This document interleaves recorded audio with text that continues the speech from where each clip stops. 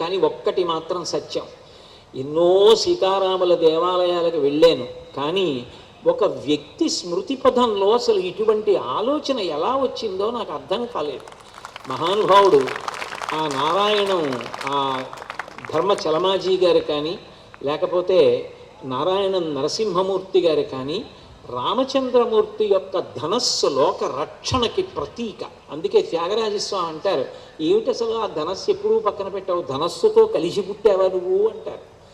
అలా ధనస్సు ఆకారంలో ఉంచి రామాయణంలో ఉన్న కీలకమైన ఘట్టాలన్నింటినీ కూడా అంత అందంగా పొందుపరచి అవన్నీ కంటితో చూస్తే చదవవలసిన రామాయణాన్ని కంటితో చదవడానికి అవకాశం కల్పించారు.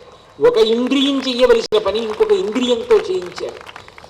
దానివలన రామాయణానికి చిరస్థాయి కలుగుతుంది. పైగా ఆ రామాయణం గురించి అలా తెలుసుకున్న వాళ్ళందరి ఇంటికి వెళ్ళి రామాయణం చదువుతారు.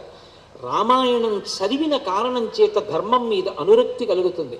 అంత గొప్ప హనుమత్ స్వరూపాన్ని పెట్టారు. నిజంగా చెప్పాలి అంటే, నేను ఈ వేదిక మీదకి వచ్చిన తర్వాత రామచంద్రమూర్తి యొక్క గుణగానము చెయ్యకపోతే హనుమ కూడా సంతోషించరని మొదలుపెట్టాను. కానీ నాకు ఆ మంగళహారతి చూసిన తర్వాత హనుమ గురించి మాట్లాడేయాలనిపించింది ఇవాళ. అంత గొప్ప రామాయణం, అంత గొప్ప హనుమ, అటువంటి హారతులు, అటువంటి హనుమాన్ చాలీసా, అటువంటి దృశ్య రూపకం. నిజంగా ఒక వ్యక్తి వైకుంఠధామాన్ని చేరుకుంటాడు అనడానికి ఇంకా ఇంతకన్నా ప్రబలమైన సాక్ష్యం ఉండదు. ఆయన శాశ్వతుడయ్యాడు.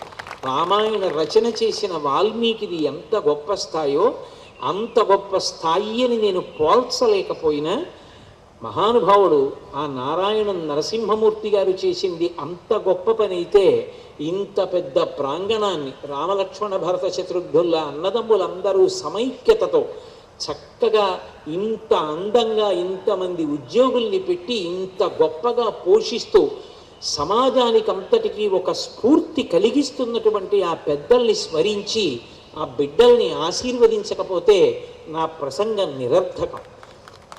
రామాయణం మీద మాట్లాడడానికి అర్హత లేనివాడనవుతాను. అందుకని ఈ విషయాన్ని స్పృశించడం జరిగింది.